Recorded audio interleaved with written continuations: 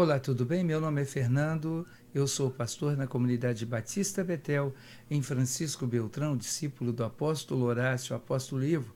Estou aqui mais uma vez para compartilhar com você uma reflexão sobre os últimos dias. É característica dos últimos dias uma realidade que quero explicitar aqui enquanto conversamos. As psicopatologias estabelecidas e enfermando e neurotizando os seres humanos deste tempo. Hoje, os gabinetes médicos se enchem de pessoas que os procuram contando aos profissionais da área seus sintomas e dramas. Realizados os exames, as possíveis disfunções orgânicas simplesmente não são encontradas. Apesar das sensações de desconforto, os gráficos apontam para possíveis psicopatologias, ou seja, as chamadas doenças psicossomáticas, as quais, do ponto de vista medicinal, se tratam com abordagens medicamentosas que agem sobre o comportamento neural, acalmando o indivíduo organicamente. No entanto, agindo assim, as causas não são confrontadas em sua base sem abordagens terapêuticas especializadas. Com o acompanhamento de psicólogos sérios, éticos e comprometidos com valores dignos, e eu diria comprometidos com valores cristãos. Nem sempre este é o caso. Isto porque há quem trate a psique não na ótica do desafio transformador, mas na base da aceitação dos fatos que estão além da compreensão imediata ou das possibilidades reais de reversão das situações. O equilíbrio nesta questão sempre será bem-vindo, especialmente conjugando a abordagem terapêutica, a fé e a espiritualidade. No entanto, as abordagens espirituais mal conduzidas também têm neurotizado e estabelecido em muitos um desequilíbrio comportamental e desproporcional quanto às relações espirituais. Pessoas que, diante de adversidades e problemas existenciais insolúveis, muitas vezes são levadas a crer que tudo o que lhes ocorre provém de sua pouca convicção ou porção inadequada de fé. Desta maneira, pessoas que deveriam entender que a fé não é uma redoma, que ela não é uma blindagem que impossibilite a adversidade, mergulham em crises e até se deprimem quando confrontados pelos problemas da vida, pelos obstáculos inesperados. Quando estive enfermo em 1989, passei por algo assim. Na época, eu era gerente de núcleo especial da Lave Limper Produtos de Limpeza e também estava pastoreando no meu primeiro ministério, a Igreja Batista El Shaddai. A dupla jornada entre a necessidade de gerenciar uma grande equipe de vendas e dirigir a igreja fez com que, em plena juventude, fosse acometido de uma enfermidade que me fizera emagrecer mais de 20 quilos em questão de 2 meses, tomando-me com sintomas de sensações de desmaio e crises de ansiedade.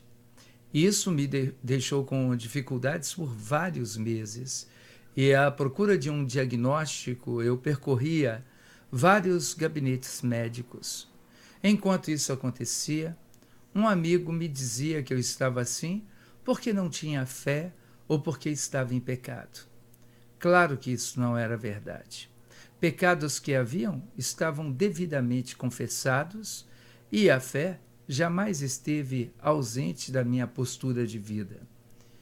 Mas aquela fala era impiedosa, agressiva, de tal maneira que, em minha fragilidade, sua abordagem me oprimia, me entristecia muito.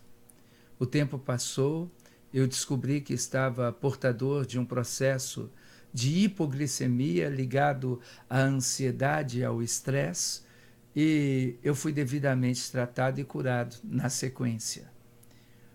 Na realidade, assim como naqueles dias, uma espécie de pregação do Evangelho tem entrado no Brasil E feito isto que eu acabei de relatar com muitas pessoas, levando muitos a pensar que sua fé os tornará indestrutíveis.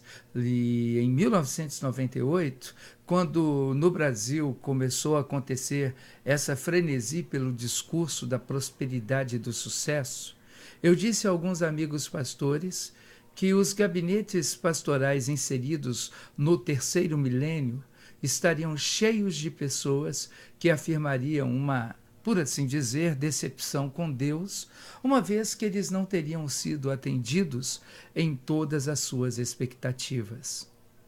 Todos os dias me deparo com falas desta natureza, provenientes de pessoas que estiveram em contextos assim. Ocasião em que preciso lembrá-los de que a fé não nos remete sempre ao êxito humano esperado. Algumas vezes, a vitória residirá na cura de uma enfermidade. Outras vezes, apesar da morte. Algumas vezes irá, de fato, através de portas abertas, nos alegrar da provisão financeira, da ascensão profissional. Outras vezes, apesar do fracasso, dos limites e das necessidades. Paulo, de maneira magistral, nos aconselha dizendo, Filipenses capítulo 4, 11 a 13. Muitas pessoas gostam do versículo 13, mas eu vou ler o contexto todo. Paulo diz, não vos declaro isso por estar necessitado, porquanto aprendi a viver contente sob toda e qualquer circunstância. Eu sei bem o que é passar necessidade. Sei o que é andar com fartura. Aprendi o mistério de viver feliz em todo lugar e em qualquer situação.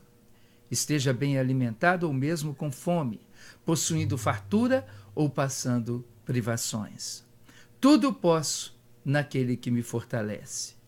Mas já viu, as pessoas preferem o versículo 13. Tudo posso naquele que me fortalece.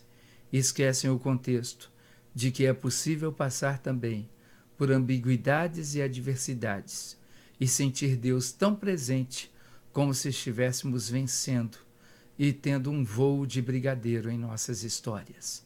Pense nisso, porque esses são retratos dos últimos dias.